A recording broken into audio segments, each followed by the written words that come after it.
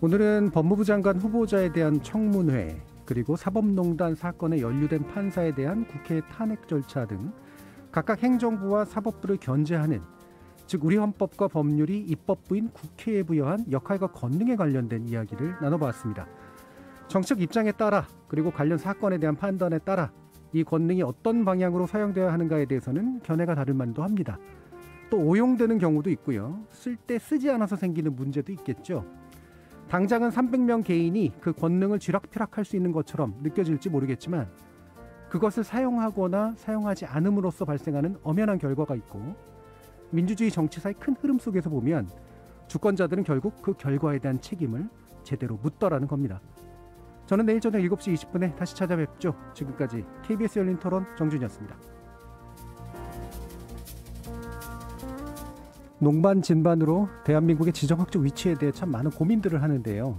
북한, 중국, 러시아, 일본, 그리고 미국 등 도무지 정상범주 안에서 예측하기 어렵거나 지나치게 강대하거나 선진국에게 기대되는 역사의식이 안 보이는 국가들로 인해 우리가 겪어야 했던, 또 겪고 있는 고통이 무척 크기 때문이죠.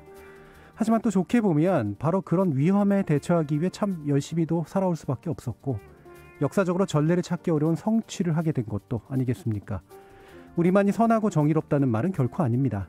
우리 스스로 그들보다 더 선하고 정의롭고 또 현명해야 결국 매번의 어둠 속에서도 길을 찾게 되더라는 이야기죠.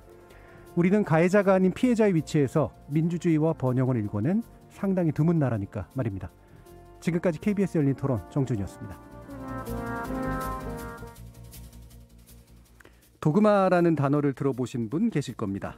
본래는 의견 정도의 의미를 갖고 있던 어원에서 시작됐는데, 종교시대를 거치면서 절대 물러설 수 없는 신념을 가리키는 말이 됐고, 과학의 시대에 이르러서는 독단적 사고와 경직된 가치관, 즉 의심과 반론을 용납치 않는 비이성적 신조라는 부정적 의미로 굳어졌죠.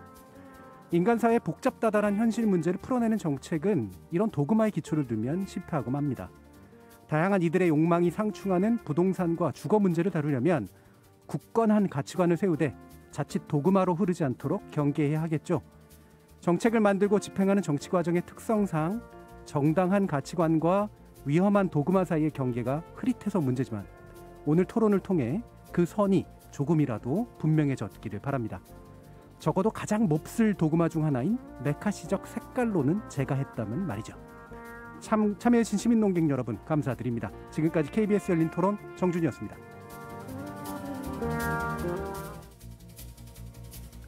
일선 학교에서의 코로나19 감염 사례가 여타 경우에 상당히 적은 편이라고 하죠. 우려와는 달리 어린 학생들이 방역수칙 잘 지켜줬고, 학생들을 보살피는 교육 현장의 노력이 그만큼 각별했다는 뜻일 겁니다. 이와는 달리 최근 비인가 시설인 TCS 국제학교에서 발생한 집단 감염은 이것과 정확히 대비되는 아주 나쁜 사례라고 볼 수가 있겠습니다.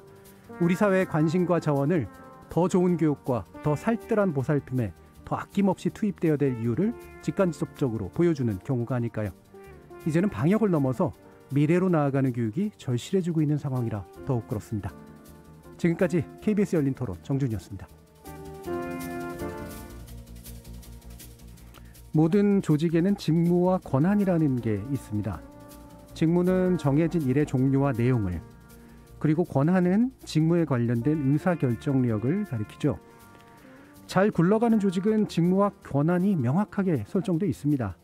그게 너무 잘 돼 있어서 발생하는 관료주의가 문제라면 문제지만, 직무와 권한이 불명확한 조직보다는 차라리 관료주의가 그나마 낫다는 사실, 조직 생활을 경험해 보신 분이라면 너무나 잘 아실 겁니다. 우리 사회가 너무 오랜 기간 서열, 위계, 강압에 시달렸다 보니 마치 누구나 다 참여하고 누구나 다 의사결정을 하는 것이 최선인 양 생각하는 경우가 많은데요. 직무와 권한 명확히 지키는 거 책임이기 때문에 중요한 겁니다. 저는 다음 주 월요일 저녁 7시 20분에 다시 찾아뵙겠습니다. 지금까지 KBS 열린 토론 정준이었습니다.